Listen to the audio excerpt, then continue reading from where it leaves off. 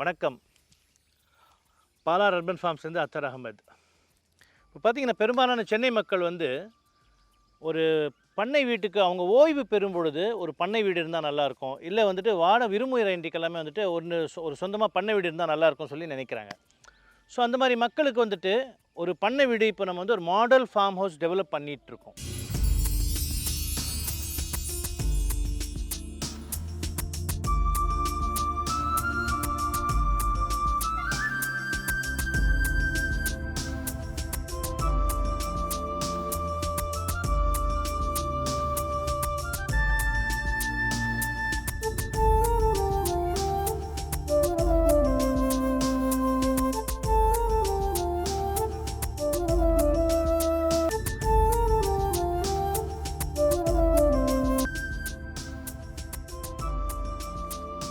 ஒரு பண்ணை வீட்டுக்கு அழகு ஒரு டிரைவேன்றது நானே எப்போ உணர்ந்தேன்னு சொன்னால், நான் என்னுடைய பண்ணை வீடு கட்ட ஆரம்பிக்கும் பொழுது நான் என்ன பண்ணேன், அந்த கேட் இருந்தது. கேட்லேருந்து ஒரு 20 அடி தள்ளி தான் நான் என்னுடைய வீடு பிளான் பண்ணியிருந்தேன். ஸோ என் ஒய்ஃப் பார்த்தாங்க. நான் சொன்னேன், இங்கே தான் இந்த மாதிரி பில்டிங் கட்ட போகிறேன்னா, என் ஒய்ஃப் முதல் விஷயம் சொன்னது, இது ஒரு பண்ணை வீடு சொன்னால் அந்த கேட்டை திறந்து உள்ளே கார் போனால் தான் அது ஒரு ஃபார்ம் ஹவுஸு.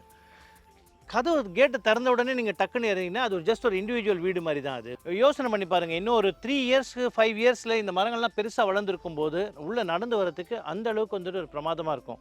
ஸோ டிரைவே உங்கள் பண்ணை வீட்டுக்கு நல்ல அழகு எடுத்து கொடுக்கும். அடுத்ததாக பார்த்தீங்கன்னா, ஒரு ஃபார்ம் ஹவுஸ் சொன்னால் குழந்தைங்க விளையாடுறதுக்கு ஒரு கண்டிப்பாக ஒரு ப்ளே ஏரியா இருக்கணும். அது ஒரு விசாலமான ஒரு லான் இருந்தால் நல்லாயிருக்கும். சப்போஸ் ஒரு விருந்து வச்சாலும் சரி, அந்த லானில் இந்த மாதிரி ஒரு லான் இருந்ததுன்னா நீங்கள் இந்த இடத்துல விருந்து வைக்கலாம். அதே சமயத்தில் பார்த்தீங்கன்னா, சூரிய ஒளிந்த பிறகு ஈவினிங் டைம்ஸில் வெளியில் உட்காரணும். ஸோ ஃபார்ம் ஹவுஸுடைய கான்செப்ட் வீட்டுக்குள்ளே இருக்கிறது இல்லை, வீட்டுக்கு வெளியில் அதிகமான நேரத்தை செலவு பண்ணுறது தான். அதனால் ஒரு பெரிய லான் இருந்தால் நல்லாயிருக்கும். ஒரு அடிக்குவேட் சைஸ் லான் இருக்கணும். குறைஞ்சபட்சம் ஒரு அட்லீஸ்ட் ஒரு 1500லேருந்து 2000 சதுர அடி வரைக்கும் ஒரு லானு, அந்த மாதிரி இது கொஞ்சம் ஊஞ்சல், அந்த ஸ்லைடிங்கு பசங்களுக்கும் குழந்தைங்களுக்கும் விளையாடுறதுக்கு இருக்கணும். ஸோ அப்போ தான் என்ன ஆகுனா, சாயந்தர நேரத்தில் நீங்கள் இங்கேயே வெளியே உட்காந்துட்ருக்கலாம் 5 மணிக்கு மேலே சூரிய ஒளிந்த பிறகு.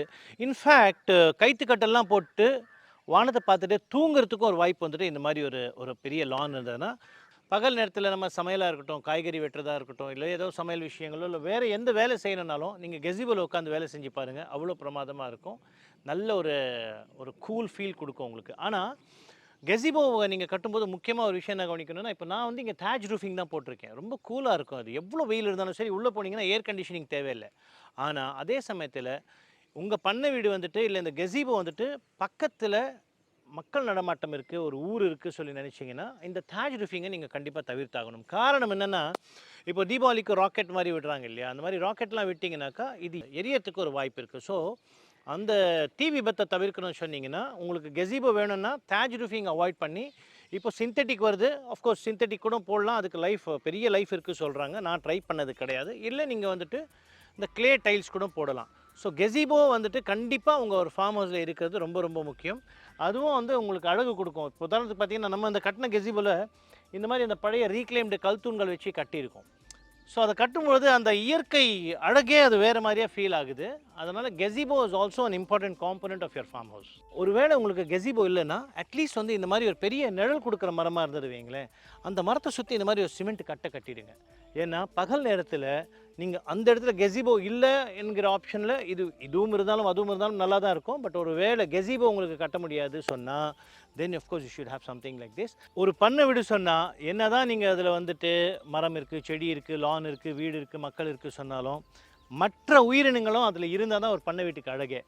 ஒரு பண்ணை வீட்டில் சில ஆடுகள், சில மாடுகள், கோழி, வாத்து, இந்த மாதிரி பல உயிரினங்கள் அதில் நடமாடினா தான் அது நல்லாயிருக்கும். ரெண்டாவது, அது இருந்தால் தான் உங்களுடைய மரங்கள், இல்லை இப்போ ஒரு பண்ணை வீடு சொன்னீங்கன்னாக்கா, நான் அந்த இடத்துல கொஞ்சம் இடம் ஒதுக்கியிருக்கேன். காய்கறி, நமக்கு தேவையுள்ள கீரை வகைகள் இது எல்லாமே விதைக்கிறதுக்கு.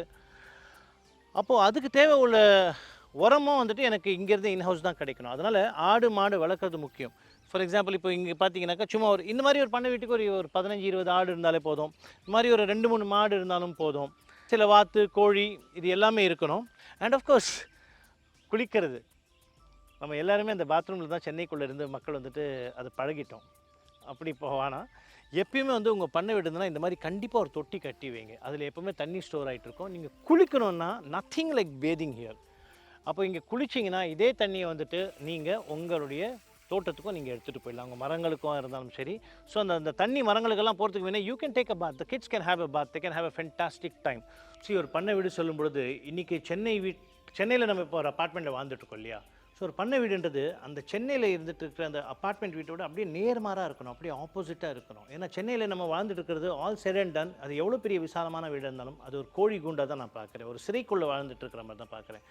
அப்போ ஒரு பண்ணை வீடு சொல்லி இருக்கும்பொழுது அதில் நம்ம பாரம்பரிய எலிமெண்ட்ஸ் இருக்கு இல்லையா? நாங்கள்லாம் சின்ன வயசுல எங்கள் தாத்தா பாட்டிங்களோடலாம் பண்ணை வீடுகள் எல்லாம் விளையாடி இருக்கோம் எங்கள் கிராமங்களில். அந்த ரெப்ளிகேஷன் நம்ம பண்ணணும்னு சொல்லி நினச்சோன்னாக்கா கொஞ்சம் பாரம்பரியத்தை கடைப்பிடிக்க வேண்டிய கட்டாயம் இருக்குது. உதாரணத்துக்கு பார்த்தீங்கன்னா, இப்போது இதை வந்து நான் இது ரோஸ்வுட்டில் வந்து தூண்கள் நான் கட்டி வச்சுருக்கேன். ஸோ ரோஸ்வுட் தூண் வந்துட்டு இட்ஸ் லிட்டில் எக்ஸ்பென்சிவ். இதுக்கு சீப்பர் ஆல்டர்னேட்டிவ்ஸ் இருக்குது. வேங்கை, தேக்கு, இந்த மாதிரி பல ஈவன் பெலா மரங்களில் கூட வந்து தூண்கள் ரொம்ப அழகாக இருக்கும். அந்த மாதிரி பண்ணணும். அதே மாதிரி பார்த்திங்கன்னா ஒரு பண்ணை வீட்டுக்கு திண்ணை கண்டிப்பாக இருக்கணும். ஏன்னா லாட் ஆஃப் த டைம் பார்த்தீங்கன்னா அந்த காலத்தில் எல்லாமே பார்த்தீங்கன்னா அந்த காலத்தில் கெசிபோலாம் கான்செப்ட் கிடையாது. ஆனால் திண்ணையில் தான் நிறைய நேரம் ஸ்பெண்ட் பண்ணுவாங்க. ஸோ ஈவன் நைட் டைமில் வந்துட்டு மழை பெய்கிற காலத்துலேயும் சரி நீங்கள் திண்ணையில் தூங்கலாம். பனி காலத்துலேயும் திண்ணையில் தூங்குறதுக்கு ஒரு பெரிய வசதி இருக்குது பாருங்கள். அந்த அந்த அந்த பீஸ்ஃபுல் ஃபீலிங் இருக்குது பார்த்தீங்களா? அதில் திண்ணை தூங்கி இருக்கிறவங்களுக்கு மட்டும்தான் அதனுடைய அருமை தெரியும். ரெண்டாவது பார்த்தீங்கன்னா அந்த நார்மலாக இப்போ சென்னையிலலாம் நம்ம கட்டும்பொழுது அதே வந்து செங்கலை வச்சுட்டு பூசு வேலை பண்ணிடுறோம் இல்லையா? அந்த மாதிரி இல்லாமல் இந்த மாதிரி கொஞ்சம் எக்ஸ்போஸ் பிரிக்கோ, கொஞ்சம் ட்ரெடிஷ்னலான மட் வால்ஸு, இந்த மாதிரி விஷயங்கள்லாம் நீங்கள் பயன்படுத்திங்கன்னா அந்த அளவுக்கு அழகாக இருக்கும் உங்கள் வீடு.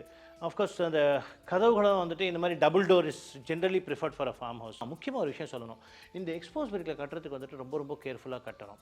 ஏன்னா நீங்கள் வாங்குகிற செங்கலும் சரி, அந்த ஸ்பேஸிங்கும் சரி, அந்த கட்டு வேலை, அந்த திறமையும் சரி, இது எல்லாமே வந்துட்டு கரெக்டாக இருந்தால் தான் இது நல்லா அழகாக வரும். அப்படி இல்லைனா என்ன ஆகும் சொன்னீங்கன்னாக்கா, காசு இல்லாமல் பூசு வேலை பண்ணாமல் விட்டுட்டாங்களோங்கிற மாதிரி அந்த மாதிரி ஒரு ஃபீல் வந்துடக்கூடாது. தேர்ஃபார் அதுக்கு வந்து ரொம்ப முக்கியத்துவம் கொடுங்க. இப்போ ஆஃப்கோர்ஸ் இந்த வீடு வந்துட்டு இன்டீரியர் ஒர்க்கெல்லாம் அதை ஆஃப்கோர்ஸ் எக்ஸ்டீரியர் முடிச்சிட்டோம். இப்போ தான் இன்டீரியர் ஒர்க்கெல்லாம் நடந்துகிட்ருக்கு. மேபி இன்னொரு 1 மந்த்துக்குள்ளே இந்த கம்ப்ளீட்டாக முடிஞ்சிடும். அண்ட் ஒரு பண்ணை வீட்டுக்கு பார்த்தீங்கன்னா ஜஸ்ட் ஒரு தூண்களும் திண்ணையும் எந்த அளவுக்கு முக்கியமோ அதே அளவுக்கு வந்துட்டு ஒரு முற்றம். யோசனை பண்ணி பாருங்கள். நாங்கள் இங்கே உட்காந்துட்டு இருந்துட்டு இருக்கும் பொழுது மழை பெய்யும் போது வீட்டுக்கு மத்தியில் அந்த மழை தண்ணி கொட்டும்போது அந்த அந்த சத்தம், அந்த ஃபீல், இது எல்லாமே வந்துட்டு உங்களுக்கு ஒரு வேறு லெவலுக்கு கொண்டு போகும், அந்த நிம்மதியை கொடுக்கும். ஸோ தேர்ஃபோர் ஒரு பண்ணை வீடு சொல்லி பார்த்தீங்கன்னா இந்த மாதிரி கண்டிப்பாக ஒரு முற்றங்கள் வைங்க.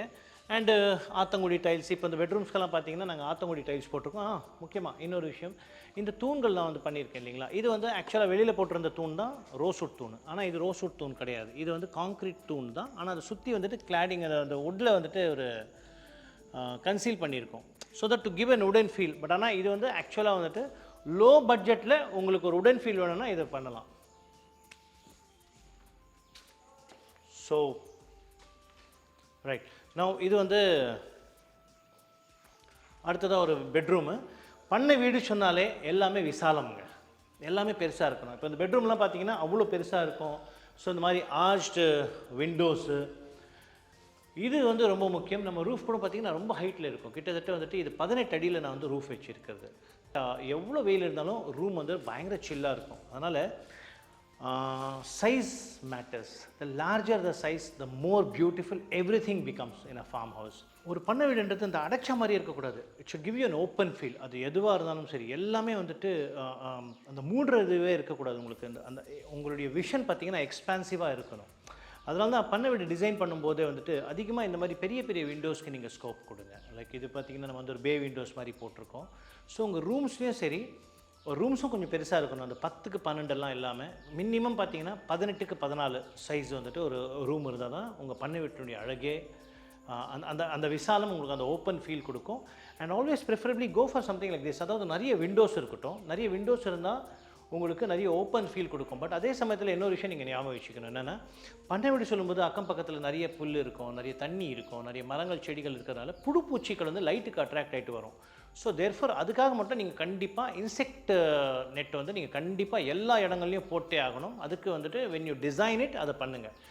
எப்பயுமே வந்துட்டு ஒரு பண்ணை வீட்டுக்கு பின்னால் பெரிய அட்வான்டேஜ் என்னென்னா, நமக்கு தேவையுள்ள காய்கறிகள், கீரை வகைகள் எல்லாமே வந்துட்டு நம்மளே வந்துட்டு விதைச்சி நம்மளே வந்து அதை அறுவடை பண்ணி நம்மளே சமையல் பண்ணி சாப்பிட்லாம். ஒரு பண்ணை வீட்டுக்கு வந்துட்டு என்னென்ன எலிமெண்ட்ஸ் வேணும் அதுன்றது ஒரு ப்ராடாக தான் நான் எக்ஸ்பிளைன் பண்ணியிருக்கேன். பட் அஃப்கோர்ஸ் ஒவ்வொரு பண்ணை வீடும் யூனிக்கானது. உங்களுடைய பண்ணை வீடு எப்படி இருக்கணுன்றது நீங்கள் டிசைன் பண்ணும்போது இப்போ நான் சொன்ன விஷயங்களை அதை இன்கார்பரேட் பண்ண முடியுமான்றது மட்டும் பாருங்கள். அதையும் தாண்டி அனைத்து சென்னை மக்களுக்கும் அவங்க வாழ்க்கையில் அவங்க எல்லாருக்குமே சொந்தமாக ஒரு பண்ணை வீடு அமையணும் என்று வாழ்த்தி விடைபெறுகிறேன்.